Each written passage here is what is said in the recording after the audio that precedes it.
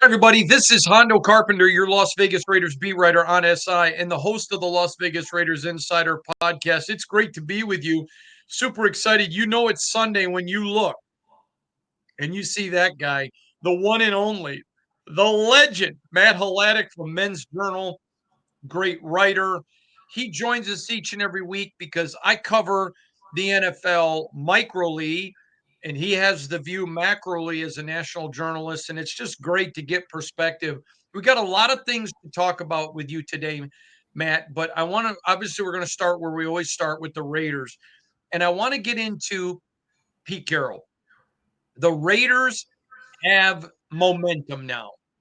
And it's been a while since they've had that. Now, you and I both know nobody gives a flying rat's rear end what happens when there's no pads. We understand that. We get it. It's the reality. But there is momentum for them.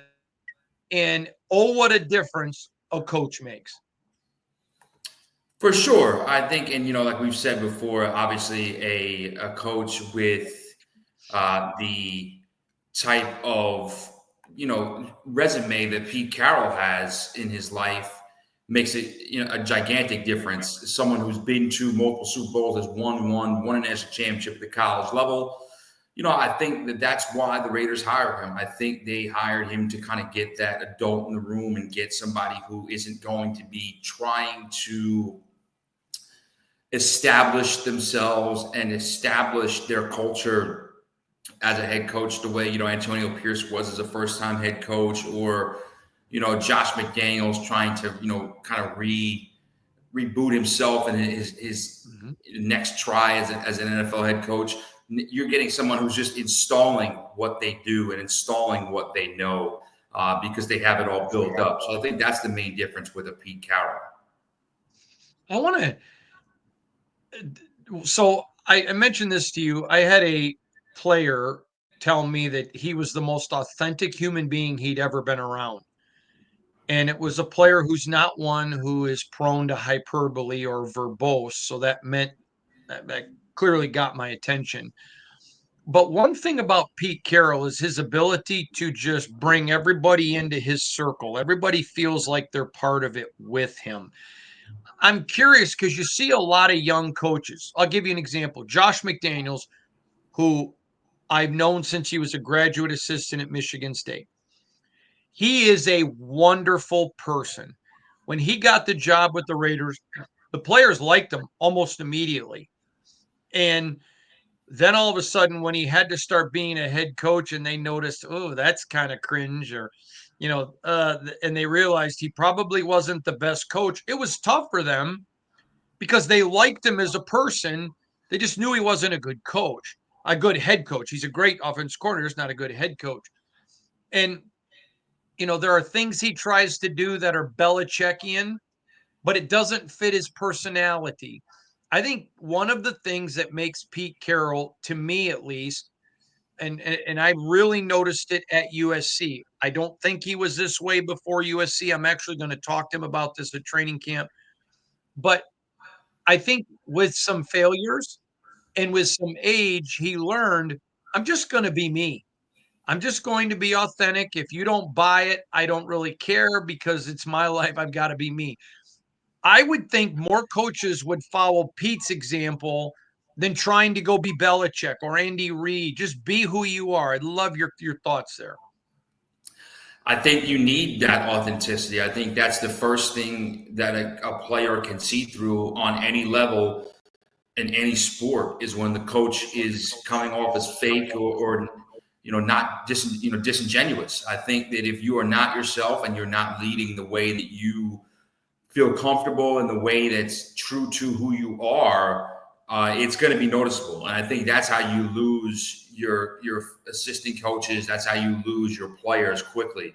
A lot of coaches try to, they try to adapt or not adapt, adopt a sort of personality when they get in the big chair, and they're maybe a bit more disciplined or a bit more of a drill sergeant so to speak, or just come across as tougher than they are, or they're, project themselves differently. But that's not what you do to be successful. You have to be true to yourself. If you're going to fail, you have to fail as you.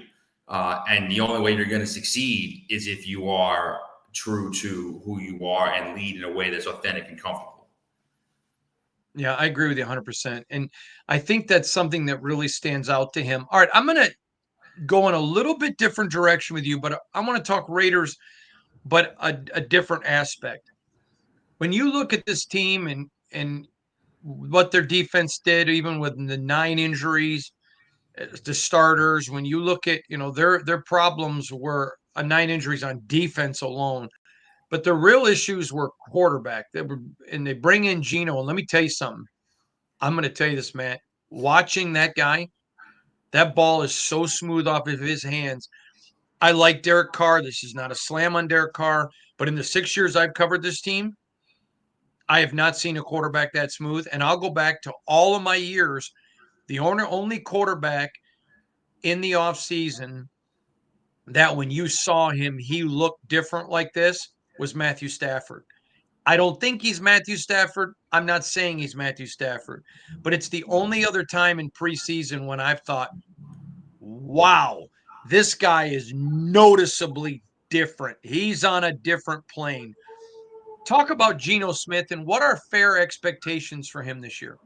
I think he's become still sort of slept on in a lot of ways, because I think that a lot of people can't get past the beginning of his career with the Jets, which failed. And then, he had kind of the embarrassing incident where he got hit in the face by a teammate, punched him. And, and then when he resurfaced with the Giants, he was best known for being the guy that replaced Eli Manning when his starting streak broke and it caused controversy. So I think that in some ways, there are fans still have this perception of Geno Smith where he's not a serious quarterback or he's not a quality quarterback because of how his career started.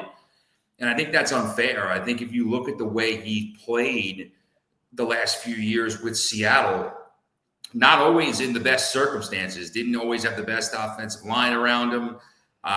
It wasn't the Seattle teams that, Pete Carroll had built a decade earlier. So, and I think he continued to either have them in the playoffs or right in the thick of the playoff hunt. I think that he's going to be a major stabilizer for the Raiders. I expect him to play markedly better than what you saw last year from Aiden O'Connell, Desmond Ridder, and honestly, I can't remember who was the third guy that played. It was brutal. And then you look at, you literally look at all that they brought in, and Gardner Minshew, who's a quality backup. I just blanked on his name, but that shows you, yeah. All right, expectations. Mm-hmm. I think the Bolts are going to be better. I do, yeah. I think the Chiefs are going to be probably right about the same, which is where they went to a Super Bowl. So that's tremendous. I think the Broncos will be the same or a little worse. I think they were very fortunate with how Sean was able to hide Bo Nix last year. And I think that I think the word around the NFL is Bo Nix has probably been figured out a little bit. And God bless him for what he did last year. I don't root against the kid. That'd be great if he does great. I'm not rooting against him. I don't think he's a bad kid at all. I think he's a great kid. But I think there's some people that are expecting the Broncos to take a little bit step back. So here's my question. What's a fair expectation for this Raider team? Sure. And listen, I think the AFC West is the strongest division in the NFL. I think when you look at the Chiefs are the Chiefs. I think the Chargers, you've seen before in the past, usually Jim Harbaugh's teams take a pretty big step up in his second year. Even when they have a good first year, that second year is when things maybe take off a little bit.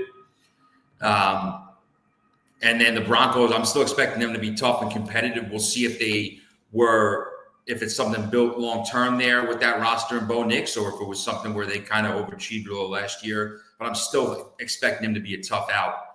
But getting to the Raiders, I think that the expectation has to be, like I said, a stabilizing, solidifying force at your quarterback and head coach positions. And I think where you have to feel like you are working towards something.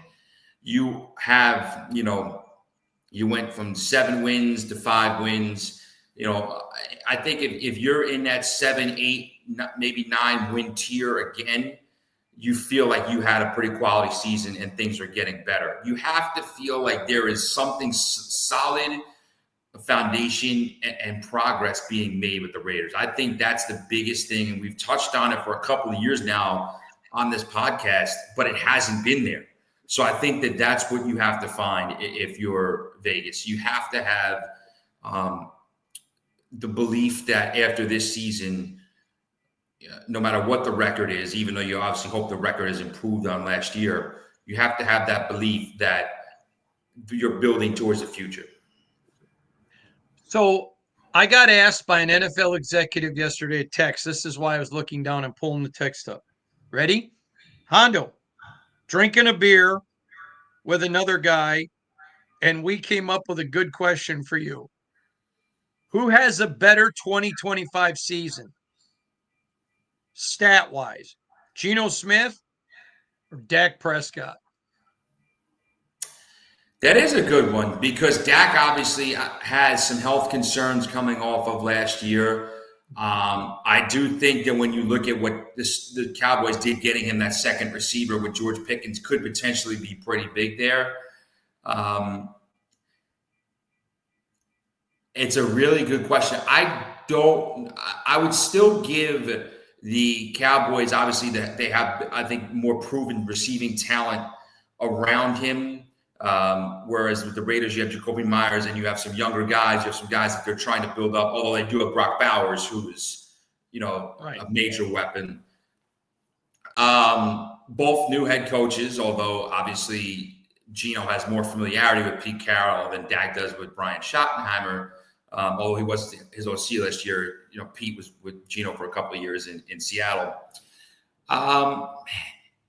It's really tough. I would probably, just because I've seen him do it more, I'd probably lean Dak if he stays healthy for the full year, but it's close. It's very close. I think Geno, but me and this guy, there's like 4 or 5 of us. I'm a journalist. The other are executives that we just randomly do these texts to each other. We just think about that kind of stuff. And I thought that was such a great one. I think Geno has the better year. All right. I want to turn to a little bit of a different angle. And it's an angle that I think is fascinating. So when you look at teams with something to prove, is there a bigger team in the NFL right now than Dallas? That, I mean, they get so much hype, and to their credit, they have a huge fan base, but they are perennial underachievers under Jerry Jones when he didn't have Jimmy Johnson or Jimmy Johnson's stacked team or a Bill Parcells team. So my question to you is there a franchise with more to prove than them? Or do you think the Raiders fit in there too because their motto's just win and they just haven't? Well, I think the Raiders they have to prove that they're on the right track finally. But I would say the Cowboys, when you think about the rest of the league, there's a couple of teams that I think have to prove some different things in the AFC. In the AFC, really what you're looking at is Baltimore and Buffalo or Buffalo has to prove that they can get out of the AFC and get to a Super Bowl. Those quarterbacks, they're the best, some of the best in the league, the two of them, Allen and Lamar Jackson, but they can't get past the Chiefs and Patrick Mahomes. So they have something to prove there. Pittsburgh obviously is something to prove that this Aaron Rodgers experiment, even if it's only for a year, made sense. But I think overall, I think Dallas does have a lot to prove because, I mean, it sounds crazy to say this, but Dallas has the longest NFC championship game drought in the NFC. after the Lions made it. The Lions made it 2 years ago, and Washington made it this past season. So think about that. Every single team in the NFC has been to the NFC Championship game more recently than Dallas has. I think when you look at, I'm going to look it up real quick. I think there's only 2 teams in the NFL that have longer than Dallas. One is the Browns, and I believe the Dolphins. Yes. Okay, so those are the other 2. So you're talking about only 2 teams in the league have longer championship game droughts than Dallas. Dallas hasn't been to a Super Bowl in 30 years. They haven't been to an NFC Championship game since that Super Bowl year. Yeah, I think they have a lot to prove. I mean, you look at the amount of attention they get. They're getting another documentary series coming out on Netflix this summer about the dynasty years in Jerry Jones in the 90s. So I think that they do have a lot to prove. They have to prove that they made a coaching hire that a lot of people questioned. And I think so I would say that they are the team with the most to prove and the most to gain from a big season. All right. Here is something that I find fascinating, and I think that you will too. There's a lot of really good young quarterbacks that have a lot left to prove. Kyler Murray, Justin Herbert is one.